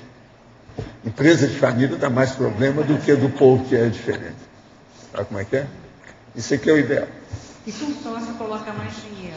Por exemplo, ele tem... Não, aí tem o percentual, o Prolabore, por exemplo, é de acordo com aquilo. Eu, por exemplo, nas minhas empresas, aí, as mais sérias que eu tinha um sócio só. Como ele era mais velho do que eu mesmo permiti, e eu mesmo falei, que seria bom ele ter 55% e eu 45%. Tudo nosso era nessa base desse percentual, para ele ficar com o mando perante as coisas. Agora, no fim, as coisas mais sérias quem resolveu era eu mesmo. Porque eu é que tinha mais jogo de cintura, mais diplomata, você está entendendo? Tinha estudado mais, mas ele era fora de série. Eu aprendi muito com ele. Pode ser que ele aprendeu alguma coisa comigo, mas eu aprendi demais com ele. Porque ele era uma pessoa super honesta, íntegro, sabe, de alto nível de personalidade.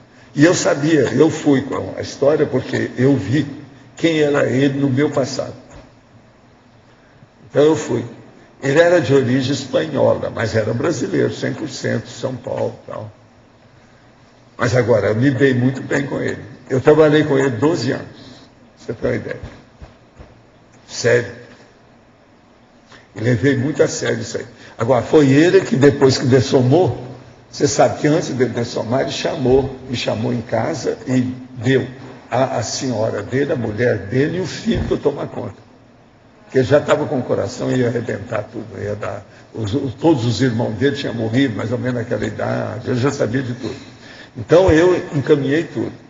Mas depois que ele morreu, passou-se uma temporada, eu pedi para a numeradora, a turma toda, acertar o homem, porque ele era católico, mas não ligava para nada de processo extrafísico, nem para catolicismo, nada. Então, ele chega para mim, a primeira coisa, por que é que você não insistiu comigo para mostrar a realidade?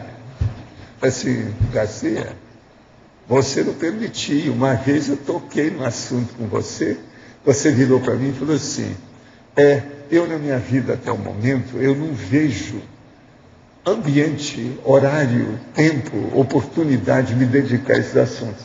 Até que seria bom, mas eu não tenho. Então, eu fiquei calado, nunca toquei no assunto. Uma vez só eu toquei nesse assunto. Ele até esqueceu que eu já tinha falado disso. Não, nunca mais. Outra coisa, foi lá que eu tinha um funcionário que estava trabalhando comigo há 8 anos, aí descobriu que eu era o mesmo do livro que eu tinha em casa, aquele monte de livro que eu tinha em casa. Entende? Agora aqui, sou voluntário e professor e também faço TENEPS há 2 anos e 5 meses. Faço autopesquisa sobre impaciência e ansiedade. O que vem na mente escrevo no computador, pois tenho interesse no tema da dessoma que tenho escrito. O senhor tem dito que tudo isso remove poeiras do arco da velha. Descobri meu filho envolvido com maconha. Ele resolveu parar por si mesmo e deu síndrome de abstinência. Levei ao psiquiatra que deu remédio e está fazendo terapia. Ele se interessou pela conscienciologia, já foi a 2 palestras e fará o CIP. Também quer conhecer o senhor e irei com ele até aí em maio. O que o senhor me diz de tudo isso? Eu não vejo nada demais. Isso aí é o seguinte, intermissivista que está se achando, não é isso? Agora, vem aqui que a gente... Vamos ver o que a gente faz com você, não é isso? Na página 15, efeitologia, os efeitos do trinômio, ordem, arrumação, limpeza na expansão mental somática. Por favor, pode comentar? Ordem, arrumação e limpeza. Precisa comentar alguma coisa? Vocês que são especialistas aqui, ó. Você trabalha com isso, você trabalha com isso. Tem mais gente aqui que trabalha com isso. Ordem, arrumação e limpeza, veja. É a minha vida. Mas fala. Não é assim, uma coisa óbvia. Se você não tem uma organização nas coisas físicas, materiais, a sua mesa de trabalho, a sua cadeira, o seu entorno, muito difícil você ter uma pensinização, um jeito de pensar mais organizado. Então fica tudo muito entrópico. Então tem que começar por aí. Tá certo, esse é o caminho. Poderia comentar quais são os procedimentos extrafísicos e paradiplomáticos que devemos adotar perante uma consciência assediadora mental somática e gabaritada com atuação à distância. Essa consciência da ordem de aparência iurobana poderia ser um amigo do passado com liderança antiga, tipo Rousseau. Vi o Eagle Eye. Um aspecto interessante é que ele antecipa a história de Bradley Manning, com uma dissensão no Pentágono. Ah, sim. Até um certo ponto, sim. Isso é verdade mesmo. O Pentágono. Mas agora, a coisa mais séria que eu acho é aquele negócio de aparecer a orientação e a mensagem em qualquer lugar. Quer dizer, isso é o máximo. Você já pensou o dia que tiver, eu tive só pensando, o dia que tiver um olhão desse, uma central de direção, de orientação desse tipo, tudo está coordenado, não falta nada. Então, por exemplo, aí eu ia perguntar para fazer aquela minha pesquisa que eu tenho muita curiosidade. Por exemplo, dentro desses 100 metros em torno da minha cabeça, quantas aranhas tem? Cada aquele cara aqui, lá do New Order, que falou, a cada 2 metros de uma pessoa, seja onde ela for, tem uma aranha. Eu quero ver se isso é real. A cada 2 metros de distância da pessoa, em qualquer lugar, a qualquer tempo, tem uma aranha. Gente, é uma coisa para se pensar, realmente. Por exemplo, essas pequenininhas, vocês sabem, tem aranha também, microscópica também nesse meio. Agora, você pensa bem se esse olhão souber de todas as aranhas da área. Eu quero saber quantas tem. Agora, vocês pensam, dentro da nanotecnologia, ele vai saber coisas microscópicas muito menores. Então, como é que vai ficar? Na página 15, em Sinergismologia, gostaria de saber como é feita essa pesquisa multidimensional. Seriam as retrocognições? Vamos ver. Essa aqui, ó, que eu falei, o sinergismo, pesquisa humana, pesquisa multidimensional. A pesquisa multidimensional é bom ver os verbetes todos que a gente está falando nisso, não é isso? É a paracientificidade, ver tudo que tem sobre tecnologia, sobre pesquisologia, e os verbetes sobre autopesquisologia. Talvez seja isso. Racionalidade paracientífica. Esse é um dos grandes. Por que é permitido que os assediadores extrafísicos nos perturbem? É porque você se permite. E não é permitido, é a pessoa que permite. Quais os mecanismos que permitem que os mesmos nos acessem, considerando o exposto na obra Nosso Lar, que nos dá a ideia de que as consciências perturbadas não mantêm contato com os encarnados? Não, que isso? Nosso Lar não fala isso, não. Lá, as consciências desencarnadas, perturbadas, têm contato, sim. Uma das coisas que tem mais contato é com o umbral. Isso não, André Luiz escreveu isso. Olha, está mal acessado, lê mais, você leu pouco. Outra coisa, vê o filme. Vê o filme Nosso Lar.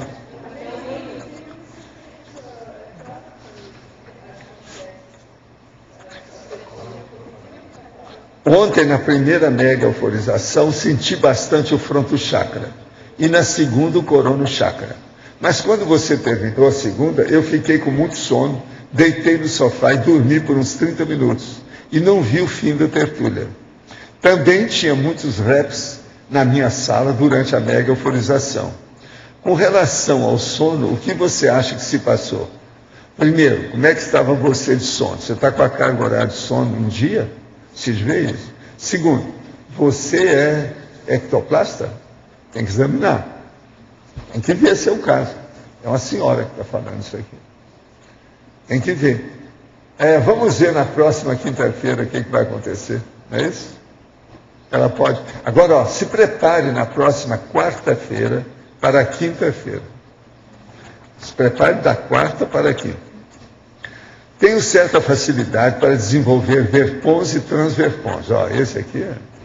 Minha dúvida é a identificação microdetalhista para diferenciar o pré-intermissivista do intermissivista propriamente dita. Tenho mais de 100 tópicos destrinchados sobre multidimensionalidade. Isso quer dizer pré-intermissivista ou intermissivista? Não, aí depende. Dê uma mão porque estou muito distante de Foz. Observação, nasci na década de 80, quer dizer, então, ele tem no máximo 30 anos, ele é Balzac, não é isso? Agora, na condição de balzaquiano, o problema todo é o seguinte, se você tem 100 tópicos sobre multidimensionalidade, já dá para pensar alguma coisa, já tem alguma coisa, você já pode estudar isso aí com calma. Agora, que tal você agora analisar esses tópicos e separar por, vamos dizer, afinidade? Aí você vai ter uma ideia mais avançada de quem é pré-intermissivista e quem é intermissivista. Então, por exemplo, uma pessoa chega para você e você já conhece a vida dela. Pela autobiografia dela, ou a biografia dessa pessoa, você vai ver o nível que ela tem. Se ela está mais ou menos desperta para o processo da evolução ou não. Por aí você já tem uma ideia se ela teve o curso intermissivo ou não. Pelo menos alguma insinuação da realidade, você já pode detectar, não é? Diagnosticar, identificar. Então o processo é ver isso. Agora, o que dura é o seguinte, me dê uma pessoa para viver comigo durante uma temporadinha, que eu falo se ela tem um curso intermissivo ou não. Isso é a coisa mais fácil que tem. Mas agora, eu geralmente não falo se a pessoa teve ou não. Eu evito isso que a própria pessoa vê. Senão você está fazendo uma indução ou hipnose na pessoa, ela vai ficar desconfiada do assunto. Ela tem que saber se ela é ou não é, o problema é dela. Agora, eu, passando uns dias com a pessoa, eu sei. Às vezes, de cara, a gente vê se teve curso intermissivo ou não. Eu olho para a pessoa, vejo lá na parapsicosfera dela, e tem um assediador, que vira e fala assim, esse é meu, não tasca. E eu vou conversar com o cara, e ele está com assédio, já não sei há quanto tempo. Você vê que não pode ter feito curso intermissivo. Agora, às vezes o amparador é que trouxe a pessoa para a gente ajudar a ver como é que é. Então ele vai fazer o curso intermissivo próximo. E já tem uma assistência, porque ele já chegou perto, já está falando um assunto. Olha, só de ouvir falar em curso intermissivo, já é alguma coisa. Já é né? É um vislumbre, é alguma coisa na cabeça da pessoa, já vai ajudá-la, por algum modo. Valdo, sim. Aqui no D, aqui. Queria voltar ali nas empresas conscienciocêntricas. Você falou o ideal de ter empresas, sócios com afinidades, código grupal, trabalho com energia. Mas no caso, assim, quem quer constituir uma sociedade, eu vi sociedades de 40 anos se desfazerem, assim, muitas até, né? Assim, de vários anos e se desfazerem. Não, mas então, não existe nenhuma sociedade que dura há 2 milênios, a não ser o judaísmo. O que tem que ver na busca de um sócio, de um colaborador? Porque também... O problema é você ter gente com afinidade e seja interessado naquele objetivo da empresa, na razão social dela. Ou que tenha até capacidade, gabarito de desenvolver alguma coisa naquela área. Todo mundo tem que ser afeito à razão social da empresa. Mas... Por exemplo, as empresas que eu criei com meu sócio, nós éramos especialistas na opção daquelas coisas que nós fazíamos. Entendeu? Agora, nós nunca demos para trás, nunca houve falência, nunca houve crise grande de qualquer coisa, nada disso. Entende? Muita conversa, muito diálogo, mas o ideal dentro das atividades seria separar para cada um coordenar algum tipo? Não, existe uma regra nisso básica. Se são 2 sócios, eu estou falando numa empresa de 2 sócios, aí no caso, que até um certo ponto seria ideal. Se são 2 sócios, é o seguinte: quando um sócio começa a desenvolver alguma coisa, quem manda é ele. O outro sócio é coadjutor, ele ajuda. Nunca deve haver briga entre um e outro, senão os próprios funcionários vão tirar partido dessa desavença. Aí a empresa afunda. Então, quando um começa, tem que ir até o fim, quem manda é ele. Agora, todos os 2 estão coordenados naquilo que precisa. Agora, isso é importante porque, às vezes, um é especialista nesse assunto, o outro é especialista naquilo. Então, na hora de distribuir a responsabilidade de desenvolver o projeto, ou aquele planejamento, ou algum trabalho, é aquela pessoa que é a mais adequada, mais competente, que tem o perfil mais adequado. Então, Isso é que é a regra, de modo geral é isso. Eu posso E pensar... não deixar nunca que o terceiro, o quarto, o quinto, a quinta pessoa que aparecer por ali, colocar a colher de pau no meio da sociedade. Aí você tem que dar uma bela banana para esse povo. Entende? Eu posso pensar assim, existe o código grupal de cosmoética. Sim. O ideal não seria ter um código entre os... Não, mas geralmente as pessoas têm isso, moral, etc. Tal, eles sabem o que é, eles combinaram, foi tudo feito desse modo. Tudo é assim. Eu e meu sócio, a gente só faltava ter telepatia, mas a gente sabia tudo.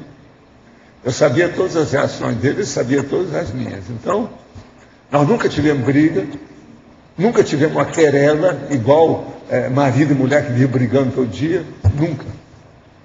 A gente combinava, acertava, esclarecia os assuntos, tudo com calma, direitinho, pronto. Vamos decidir assim, acabou. Tudo em consenso. Entende? Sim, em caso, assim, do trabalho com energia, quando há empregados que não são do paradigma... Não, aí é o processo da área do pessoal que tem que tomar conta disso, né? Ali já tem critérios para isso, tudo não é fácil. Eu já tive empresa que a gente trabalhava com 200 pessoas. É problemático, tem uma opção de coisa. Agora aí tem que ver o processo de leis, as bases disso, como é que é o processo dos estatutos da empresa. Tudo isso tem que ser observado. Porque até eu chamo atenção, por exemplo, sempre para um negócio que as empresas não entendem bem. Eu tinha empresas, só numa delas, eu tinha 75 apólices de seguro. Uma das coisas mais bravas que tem é seguro. Agora, nunca dava prejuízo para a gente, porque o seguro tudo a gente ali visto penteado com pente fino. A gente tinha lupa para ver aquelas letrinhas pequenas das apólices. Agora, teve um cara que trabalhou conosco, que ele teve colocou o filho na faculdade, tudo as nossas coisas. E ele era o corretor dos nossos seguros. Agora, cada ano a gente tinha que renovar aquilo tudo. 75 apólices. Eu olhava tudo isso com detalhes. Agora, ali você tem que lembrar, né? Entra tudo quanto é veículo, as coisas todas que a gente tem, os valores todos disso e daquilo, uma loucura. Agora, com o tempo, você fica também especializado em matéria de seguro, daqueles que interessam a você. Eu estou te dando uma coisa que empresa, seguro é uma coisa séria. Só boboca de empresa que não dá valor para seguro. Principalmente de responsabilidade civil, né?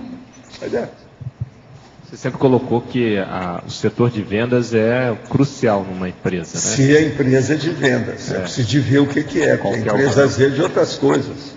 Venda que eu estou falando, assim, grande. Sim. Precisa de ver. Primeira coisa, tem que ver a freguesia, a clientela. Isso tudo como é feito, a organização. Computador é uma beleza, mas é preciso ter muita coisa. Por exemplo, você não pode ter uma freguesia de milhares de clientes só no computador. Você tem que ter fichário, tem que ter opção de cor, porque senão você fica totalmente biruta no primeiro ano. E outra coisa, vai dar prejuízo. Mas a minha pergunta... Vai ter muita coisa que vai escorrer fora da realidade. Vai perder o controle. Mas a minha questão é a seguinte, um vendedor que vai atuar conhecendo a questão da Conscienciologia, o que ele pode fazer para alavancar as vendas? Se o produto que ele vende é útil e positivo, cosmoético, ele não tem problema nenhum. O processo todo é mostrar a realidade daquilo. Mas ele pode mexer também com energia, com isso, pensar... Não, sempre tem que mexer. Para poder... Um vendedor que não mexer com energia está no buraco. Não, mas eu digo assim... No nosso caso. Agora, de modo geral, muitos deles quebram a cara porque são assediados. Mas eu digo assim, ele pode mexer energia pensando em alavancar as vendas? É lógico. Ele pode, se o Pensando... negócio é bom, se vai ajudar os outros. Tá. Se está fazendo uma coisa que vai ajudar a pessoa, não pode reclamar nada. Agora, outra coisa, vendedor numa empresa dessa é o ponto alto da empresa. Tem que olhar demais o caráter, a personalidade dos vendedores. Tem que dar quase 100 prêmios para esse povo todo, aqueles que são melhores. Incentivo. Então. Isso faz parte do serviço. Mas, por exemplo, você... Outra coisa, o social na empresa também é muito importante. Uma empresa que tem, quanto mais empregada ela tem, mais sociabilidade ela tem que ter. Senão o negócio não dá certo. Até o Japão sabe disso. E olha só, no Japão é muita gente suicida. Com toda a sociabilidade, tudo que eles têm. Eu vi isso tudo lá. Vou pegar uma situação também prática. Uma escola, por exemplo, que quer aumentar o número de matrículas. O que os sócios podem fazer do ponto de vista energético para conseguir alavancar? Mostrar a realidade boa da escola e fazer divulgação disso claramente. Isso é cosmoético. Vamos ajudar o povo. A escola atinge o quê? Qual o objetivo dela? Colocar isso no papel e pôr aí na rua, o povo saber. Esse é o caminho. Agora, o que eu vejo é o seguinte, se o negócio é bom, se o objetivo é positivo, não tem nada. O caminho é ele. Hein?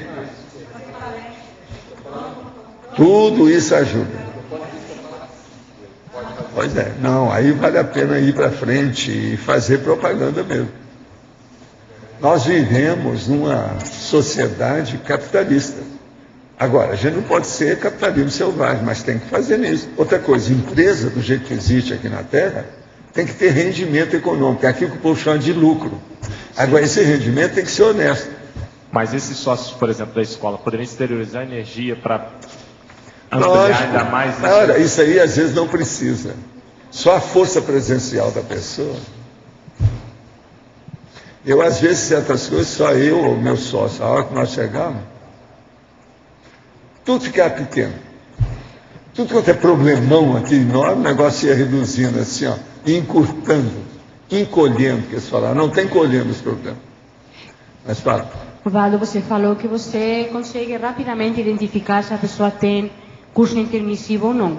A minha pergunta é assim, como é que a gente pode identificar o nível do nosso curso intermissivo? Tem alguns itens, algumas dicas? Não, aí é a pessoa que tem que se mexer. Mas esse negócio do nível não interessa. Não. Interessa é o que ela faz para melhorar a ficha. Nível é secundário. Nível real mesmo, ela vai ver depois que ela dessomar. Interessa é o que ela está fazendo aqui. São os aportes do Loche. Mas é justamente essa ficha evolutiva que determina o tipo de curso intermissivo que a pessoa já fez, né? Sim. E daí? Não, mas aí, por exemplo, se eu soubesse se o meu nível era muito baixo, ou era meio, ou era alto, eu poderia identificar a minha ficha. Pensa que ele é baixo. Faz mais esforço. Sim, mas aí... Começa por aí. Aí você vai acertar sempre. Mas aí eu posso tirar a conclusão de como era a minha ficha evolutiva. Não, tudo você pode tirar a conclusão através do seu jeitão. O que você fez até agora? Qual é a sua vida? Examina, coloca no papel, tudo que tem. O que eu acertei, o que eu errei. Você já vai saber o que é a sua ficha, a sua ação, tudo. Isso é a conscienciometria, a consciencobaia. A gente vai querer fazer sempre mais, né? Para melhorar cada vez mais. Então eu digo para vocês, o curso intermissivo de vocês é primário, porque é o primeiro que tem. Então, vamos trabalhar. Vamos trabalhar. É melhor. Agora, tem gente de exceção, né? Por exemplo, a Pilar já é quase serenona. Isso é outra coisa. Isso é um problema dela, mas ela não fala isso. Né? Ela não confessa. Você está entendendo? Então aí é uma exceção. Não estou nessa. Pode falar. Professor, eu queria falar sobre a mega euforização. Ontem eu experimentei assim um parâmetro, lógico, eu nunca tinha tido aquelas sensações, mas elas foram para mim bastante didáticas. Você sabe por quê? Porque você é outra pessoa, né? Eu senti. Ela era Guará. Atualmente ela é uma filósofa. Mudou tudo. Guará, vocês sabem quem é que é Guará, né? Mas assim foi algo, primeiro intimamente. Aqui, ó, quem é que conhece bem ela aqui? Eu não estou falando alguma bobagem? Não é verdade isso? Agora me conta, ela estudou muito com vocês lá, não estudou? Com açúcar até eu. Todo mundo tem que melhorar do jeito que você fez. Não tem saída. Agora, você já viu? Olha só. A pose dela, o jeito dela. Ela. Tem gente que deve estar desconhecendo você. É capaz de chegar gente perto dela e perguntar assim, vem cá, você tomou algum dope, alguma coisa, algum remédio? Professor, ontem eu me senti assim, inebriada. Sabe, uma coisa assim... Não, mas realmente ela mudou muito. Ela já não está mais nem assim. Uma fera. Agora, é uma cabecinha, hein? Vocês estão aproveitando ela lá, né? Coloca essa mulher a funcionar, que ela é fora de série. Fora de série. E eu vi isso desde o início. Eu falei com ela é um pouco aceleradinha. Se a gente arranjar um jeito de melhorar na marcha, a coisa vai melhorar. Foi o que vocês fizeram, vocês melhoraram a marcha. É um processo de embreagem. Quer dizer, a Consta está ótima, ela está sabendo mexer nas embreagens do povo. Né? Mas ela é fora de série. Agora é bacana, você sentiu então o campo, a coisa toda, como é que foi, né? Senti as repercussões, os efeitos, eu ainda estou sentindo alguns efeitos, até na maneira de escrever, pegar a caneta, a pensalidade. Agora você veja, não tem jeito, se uma pessoa é muito ansiosa, não dá para desenvolver o parapsiquismo. Tem que parar para pensar, senão não vai. Seu caso é mais um que a gente vê. Agora, você sabe, com mulher às vezes é mais difícil, né? Um homem às vezes é mais fácil. Vocês sabiam disso, por causa do processo hormonal. O caso dela é de exceção, é dos mais difíceis que tem. Demora muito. É aceleração. Então o problema é aceleração. Ele desacelera. Então tem gente que eu falava assim, ó, você não pode ver nem a valsa aceleração, aquela valsa vienense que chama aceleração. Entende? Nem essa você pode ver.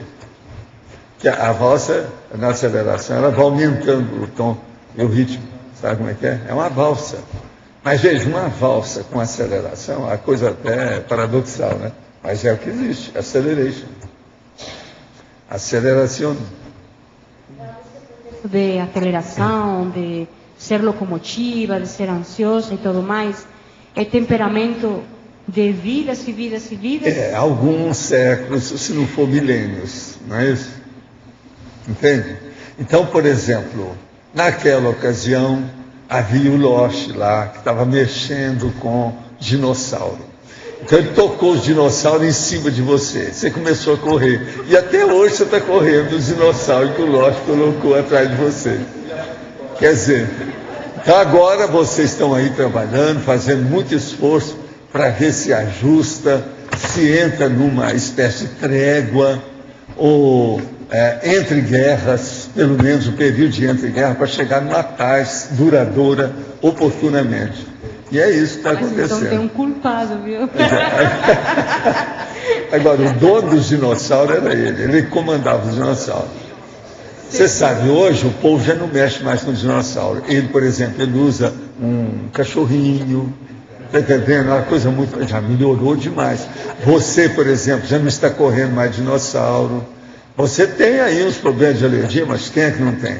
Mas você está mexendo com um gato, com um cachorro, às vezes, a situação. Então, ó, já fizeram as pazes com essa bicharia toda. E eu não estou falando nada da Andréia, tá? É só vocês dois. A Andréia não entra nesse livro, de modo algum. Não. Entende? Agora veja, a Andréia até hoje ainda mexe com furões. Isso é que é vida, dura. É herança. Eu sei, mas veja, a herança, tudo tem sua razão. Pois é, mas veja, o processo holopensêmico da família nuclear é um fato. E você esqueceu... Agora, 2 furões, você já pensou? Você esqueceu de um animal, dos falcões, né? Mas não, eu sou especialista em animais de todos os tipos. Agora aqui, em uma das tertúlias, o senhor afirmou de maneira veemente para que todos os intermissivistas deixassem a arte. Estou com dificuldade para deixar a música, ou melhor, de uma forma mais generalista para tomar decisões. O professor tem alguma sugestão para a superação desse mega trafar? Tenho. Deixa para a próxima vida, aguenta a barra. Se você não está achando, não tem saída, segura a barra e fica pensando na próxima. Agora, se a coisa é difícil, né, o que vai fazer? São as circunstâncias. Aí seria bom esse nosso amigo estudar aí com vocês a programação. Fala com ele quando é que vai ter. No caso dele seria bom. No caso dele, se ele quiser, nós temos aqui em Foz do Iguaçu o CEAPEX, que é Serviço de Apoio Existencial, que é um atendimento gratuito, e a gente pode ajudar aí a ver, junto com você, alternativas para que você possa fazer um planejamento dessa mudança profissional. Nós já atendemos pessoas nessa condição também. Mas e esse aqui está sempre perguntando, esse é meu amigo, é tertuliano, meu amigo. Assim. Então, aí vamos dar uma de mão para ele. É só fazer o agendamento. Pode ligar aqui no CAEC, na recepção do CAEC, eles vão passar o telefone da agendadora. E aí fazer a marcação. Quem é que está com o microfone? Tem alguém? Como é que nós estamos?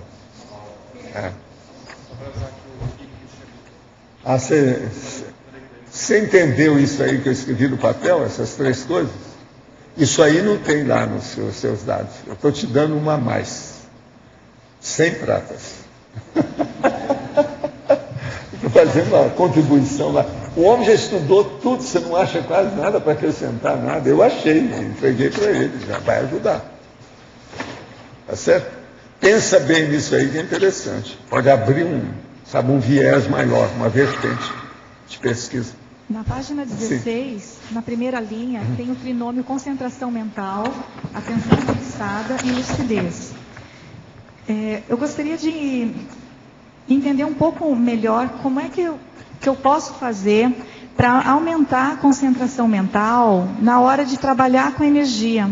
Porque na hora que eu estou fazendo o estado vibracional, que eu estou mobilizando as energias, o que eu percebo? Algumas vezes eu consigo atingir o estado vibracional.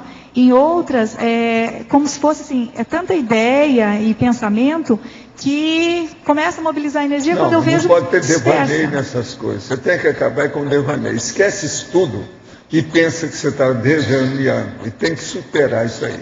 Tem que dominar o assunto. Para isso é que tem mobilidade física virgem. Isso é devaneio. Sim, eu não tenho problema com a imobilidade física virgem no laboratório, mas o problema é o pensamento. Pois então, você tem problema então com a imobilidade física virgem. Não. Com a imobilidade do pensamento. A imobilidade física virgem existe para a pessoa concentrar. Certo. Para ela melhorar. Não é só dominar o corpo.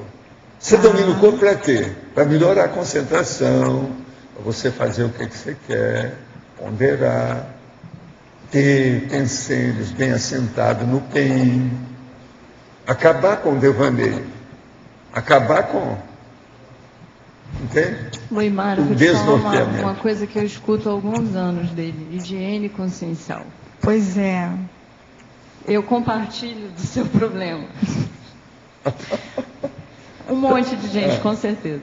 Professor Valdo, então, a hora que começa, para conseguir chegar nessa atenção fixada, nessa lucidez, implementar a concentração mental, o que o senhor pode falar mais sobre isso? A concentração é a hora, por exemplo, você devia escolher um tema, seja o que for, mandioca. E você vai pensar somente na mandioca durante 1 hora. Não pensa nada que saia da mandioca.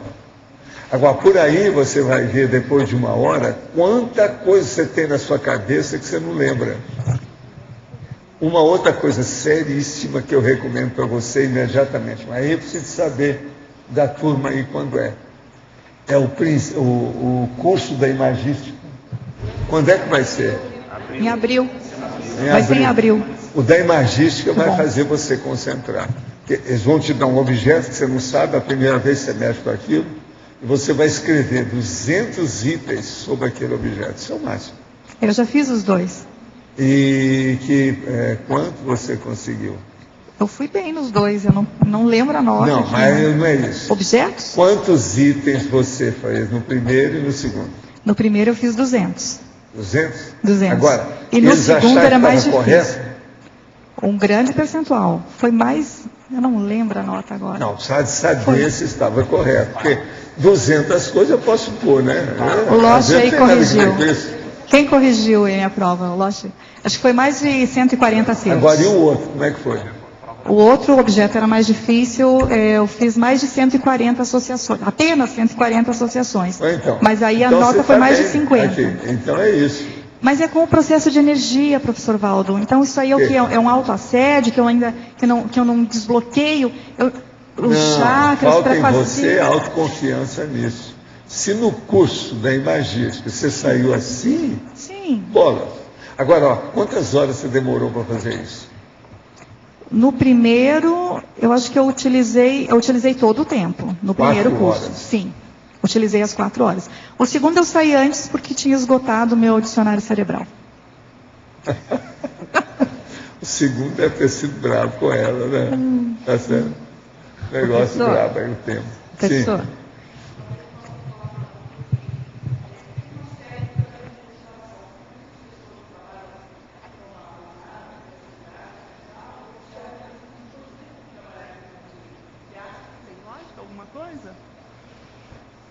Precisaria, assim, de uma dedicação. Você é desmotivada? Você se motiva para isso? Eu acho que eu sou ansiosa de querer o resultado muito logo. Não, e daí acho que dá uma desmotivação. Eu acho que a desmotivação entra aí, então. Pode pensar um pouquinho. Falta mais persistência aí, né? É continuismo, é paciência para... Mas aí não vai, né? Tá. Autoconfiança e mais vontade. Agora, eu acho que você demora um pouquinho, mas você concentra nas coisas sim. Pelas coisas todas que eu te dei para fazer, você resolveu tudo certinho. Agora, eu não sei quanto tempo você demorou. Não. Eu dava alguns dias, né, para ela fazer, mas ela chegava direitinho. Para isso tem que ter concentração. Você lembra uma vez que eu te dei, que eu coloquei até depois muitos dados que você me deu num verbete, que é o processo dos dolos, das delinquências, lembra? Sim. A relação. Tem um verbete sobre isso, direitinho. Entende? Começa com a palavra abigeato. Você sabe o que é abigeato? Aqui? Alguém sabe? Roubo de gado. Todos esses que já roubaram muita gente, muita coisa, sabem. Ladrão de gado, é o abigeato. Aqui no Paraná isso está na ponta, então a gente tinha que colocar.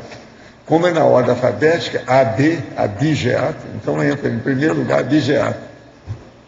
Isso tem aí, está nos verbetes, é só olhar. Procura a palavra abigeato, vocês vão achar o verbete. Agora ela estudou bem isso, está correto. Está falando em todos os tipos de dolos, crimes, delinquência. Vocês estão olhando o CD-ROM?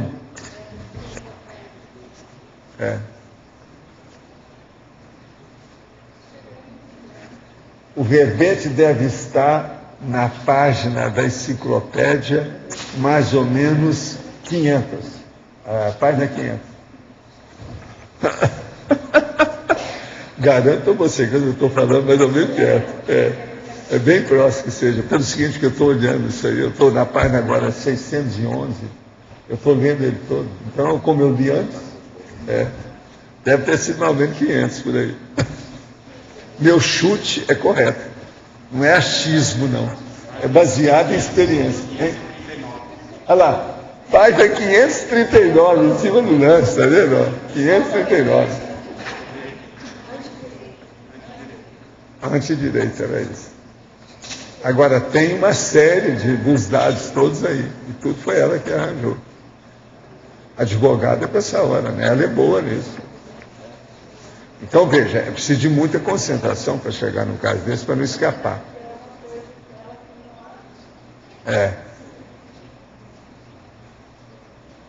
Eu tenho problema de dispersão, mas tudo que diz respeito a qualquer assunto que eu goste, eu não tenho problema nenhum. É lógico. Eu consigo manter o foco. É o processo da paixão. Quieta. A paixão, todo mundo tem memória, tem dedicação. É a paixão. O negócio é ultrapassar a paixão. A dificuldade é ter discernimento no lugar da paixão. É o problema dela também. Paixão é isso mesmo. Mas quem é que está aí com o microfone? Tem mais alguém? Como é que nós estamos?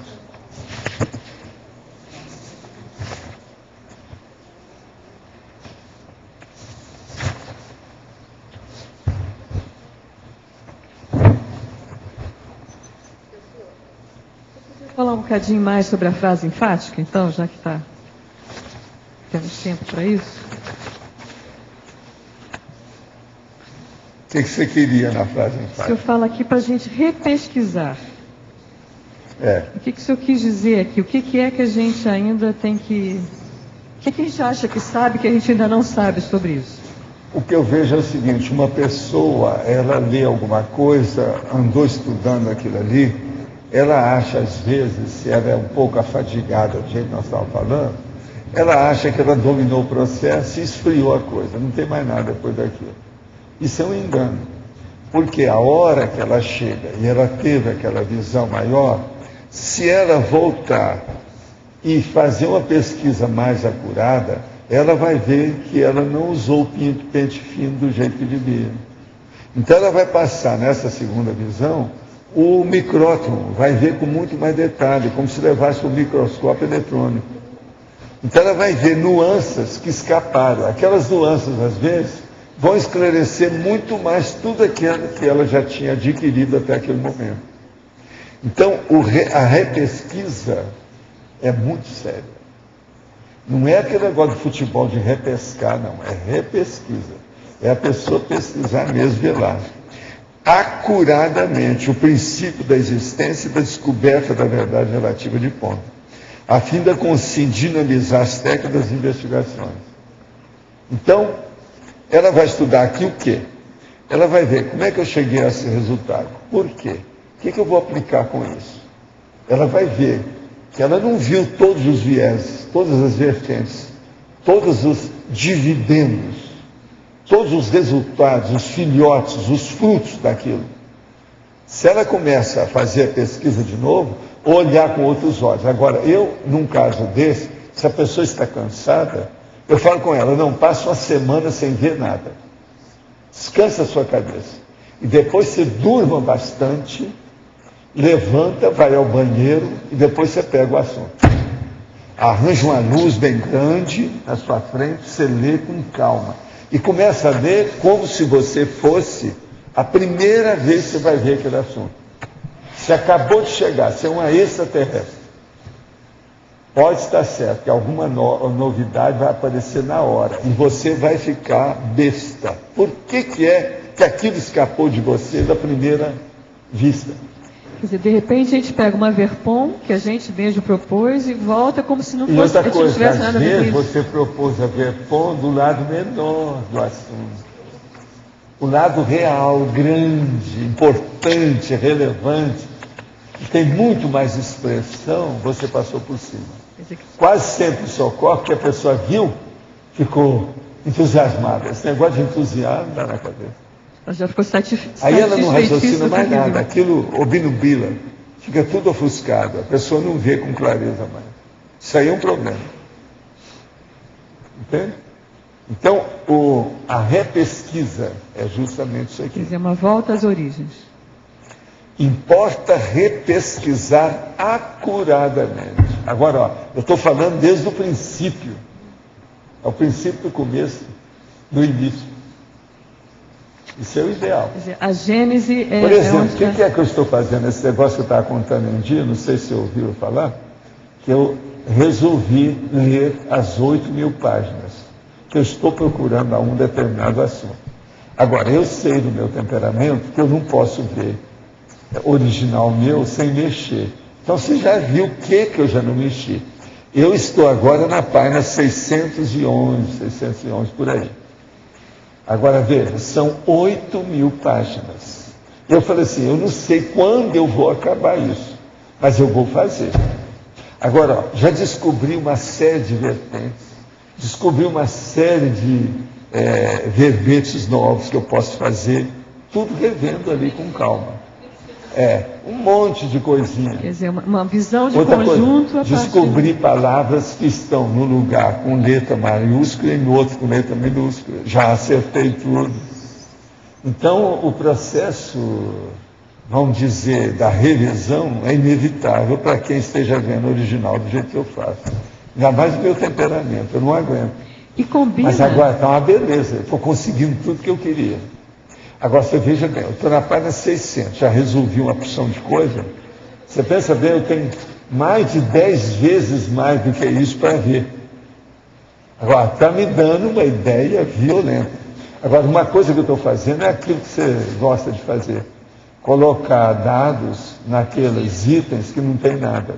Alguns eu estou preenchendo, está faltando. Agora estou fazendo tudo isso na minha cabeça na hora. Porque eu não posso desviar, porque senão, daqui a pouco eu faço 10 coisas simultaneamente e não vou fazer nada. Tem esse problema. Porque o senhor faz 2 movimentos. O senhor amplia e o senhor foca naquele detalhezinho da letra errada. E o senhor passa de uma coisa para outra. Agora, sem o negócio problema. começou comigo como se fosse um desafio para eu mesmo. Foi a hora que eu fui ver o negócio da mega convergência interconsciencial. Aquilo ali me pegou, entende? A hora que eu vi o negócio. Eu já tenho na mega lá, junto com o que você estudou, as coisas que eu fiz, etc., 47 itens. Agora, o que se passa? Com esses dados que eu estou fazendo, que é uma listagem maior do problema, que eu estou vendo, o que eu resolvi para examinar é o seguinte: eu estou estudando o mega trafor ideal. Então eu vou ver se eu faço uma listagem. A listagem já tem 70 e tantos itens do mega trafor ideal, para a pessoa selecionar os mega trafores melhores que a pessoa pode ter. Agora, eu vendo isso tudo, é capaz de eu chegar a 200 itens, quando eu ver tudo. Ali vai me dar mais ideia para a mega convergência interconsciencial. Agora, é um desafio para mim. Porque é uma coisa nova, e supera as coisas que eu tenho. Tá? É só isso? Tá bom.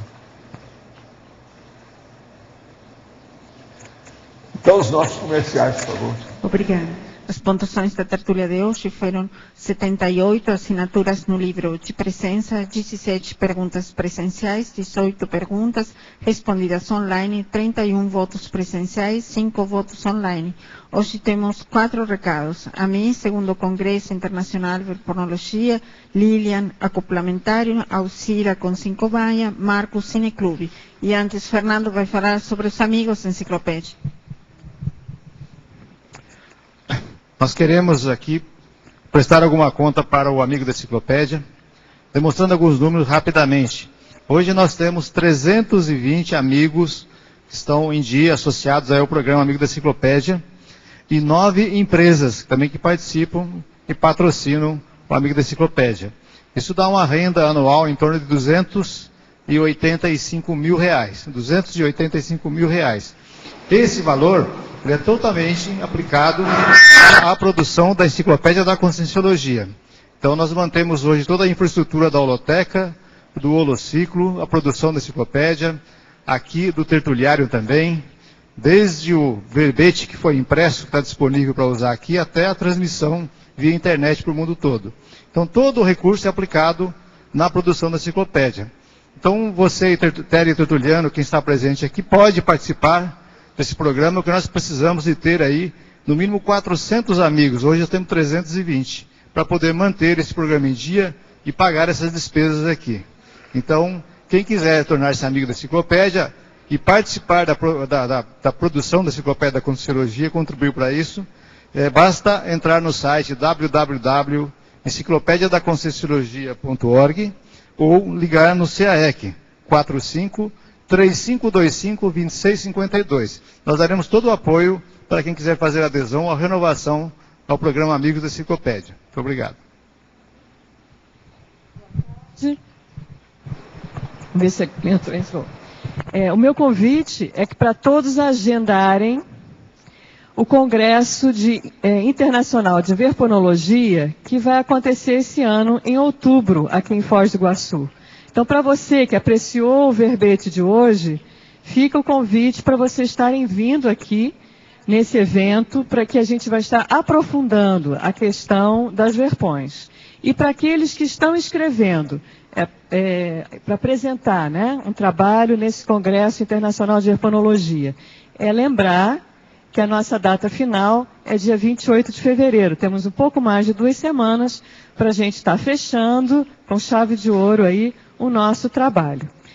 Para você que tem dúvida de como vai enviar o trabalho, temos 2 e-mails para o qual o trabalho pode ser enviado. É o verponologia2011@gmail.com ou então evento científico ou eventos científicos, tanto faz no plural ou singular, sem espaço, tudo junto, @caec.org. Se você tiver mais alguma dúvida, todas as informações estão na chamada de trabalho que se encontra disponibilizado no site do CAEC, logo na primeira página. Mas por algum motivo você não achou, mande para esse e-mail a sua dúvida e nós vamos estar respondendo, dando todos os detalhes de como enviar o trabalho. Obrigada. Boa tarde, eu gostaria de convidar todos vocês, teletertulianos e também voluntários da Conscienciologia, a participar do acoplamentário. Então, os dias vão ser nos dias 18, 19 e 20 de fevereiro. A temática é especial e inédita sobre ectoplasmia. Então, para todos aqueles interessados em desenvolver o condicionamento holochacral, a questão da sua verificabilidade da assistência, né? Então, foi falado aqui na tertúlia a questão do devaneio, questão de mobilização das energias, como a gente pode otimizar isso no dia a dia. Então, o acoplamentário é um laboratório técnico onde possibilita a pessoa verificar o seu próprio questão energética. Então, estão todos convidados, os epicons serão o Frederico Gani e o professor Moacir Gonçalves. Boa tarde. Nosso convite hoje é para o curso Consciem Cobaia Voluntária do Conscienciograma, que se realizará amanhã, sábado, dia 12 de 2 de 2011, às 15 horas, às 20 horas. A todos que tenham interesse de passar pela experiência de ser Consciem Cobaia, nós estamos esperando. Sejam muito bem-vindos a todos que queiram passar por essas experiências. Até amanhã, e o voluntário que quer realmente passar por essa experiência pode chegar à recepção do CAEC e fazer a inscrição. Obrigada. Boa tarde, gente. Nesse domingo a gente vai passar no Cineclube O Nosso Lar, tá? A gente já comentou muito aqui, é um filme recente, né? Mas acho que vale de novo a gente assistir junto. Inclusive, eu vou abrir para a gente, quem quiser, tiver alguma coisa pertinente a comentar e tal, desde que seja breve, fazer as interrupções no meio do filme. Tá? A gente só deve começar às 9 horas, excepcionalmente às 21, porque vai ter a Assembleia do Vila Consciência, muita gente tem terreno e vai participar. E eu pediria também, quem quiser ir, que procure levar também alguma bebida ou comida. Tá? Porque como inclusive eu vou na Assembleia, vou sair em cima da hora e não sei se a gente vai poder preparar muita coisa. Tá? Então eu encontro todo mundo entre 8h30 e 9 no Auditório do Discernimento, no domingo, da noite, com o Nosso Lar. Obrigado. O verbete eleito para amanhã é fulguração parapsicosférica, especialidade em ergossomatologia. Obrigada e boa tarde a todos.